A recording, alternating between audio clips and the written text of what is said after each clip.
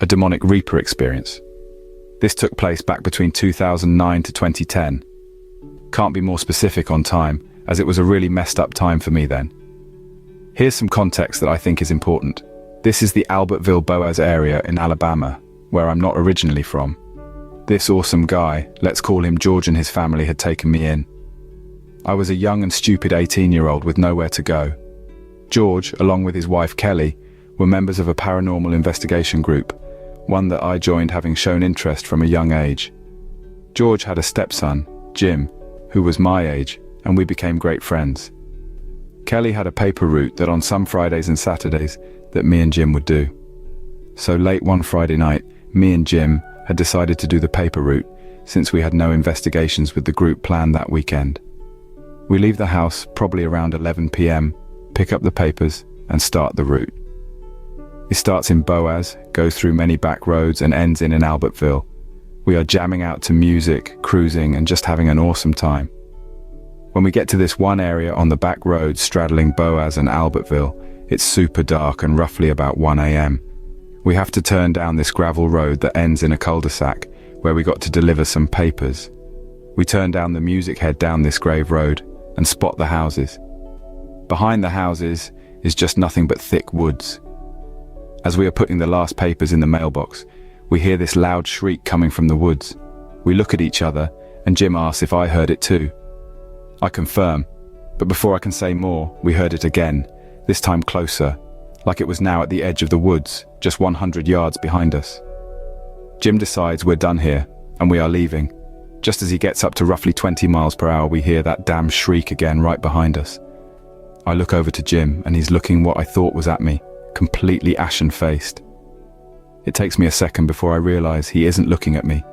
He's looking out the window beside me. I turn back, and then I see it. It's dark, darker than dark, as I can see its silhouette against the surrounding night.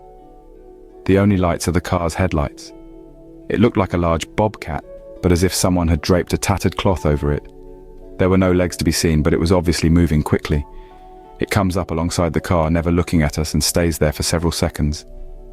We are coming to a stop sign as this gravel road ends onto the paved road ahead. Jim slows down some, and the thing pulls ahead just slightly. As we get to the stop sign, it moves quickly forward, somehow jumping up over the stop sign.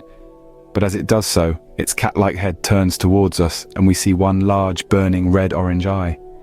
It never touches the ground again, and as we come to a stop, it shoots off to our right, letting out the shriek one last time. Luckily, our route continued to the left. We are obviously freaked out and finish the rest of the route in record time, getting back home around 3 a.m, when ordinarily we get home sometime between 6 or 7. We decided we were going to wake George up and tell him what we saw. But when we pulled in, George was already on the porch like he was waiting on us. He looked like he was about to tell us something, but the looks on our faces made him pause and ask us what's wrong. We tell him, then he starts questioning us about what time specifically we saw this thing, where were we exactly, that kind of stuff. After about 20, 30 minutes of that, he looks at Jim and says, "Well, I'm sorry to say this, but Rick hung himself on Lisa's porch earlier this morning." Rick and Lisa were 2 past members of the paranormal group that I hadn't met. They had left the group about a year or so before I joined. It seems that during their time with the group, they had dabbled in demonology and gotten themselves in quite the predicament. This was told to me months before when I was introduced to the group and told why certain topic studies were taboo with the group. Without going into much detail, as I don't know much, Rick and Lisa had dabbled in dark stuff, messed with demonic entities, and even gotten possessed. Though most of that was eventually fixed, their relationship didn't last through it.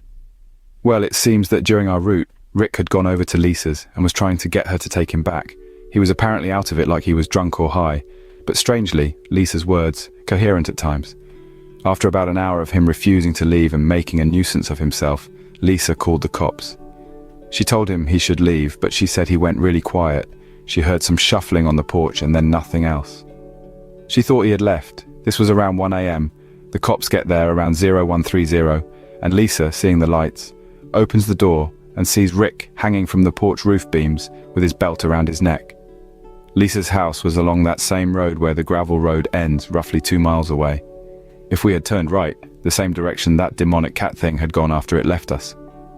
George guesses that Rick had never truly stopped messing with the dark stuff, and what we had the misfortune of seeing was something coming to collect what Rick owed when he passed.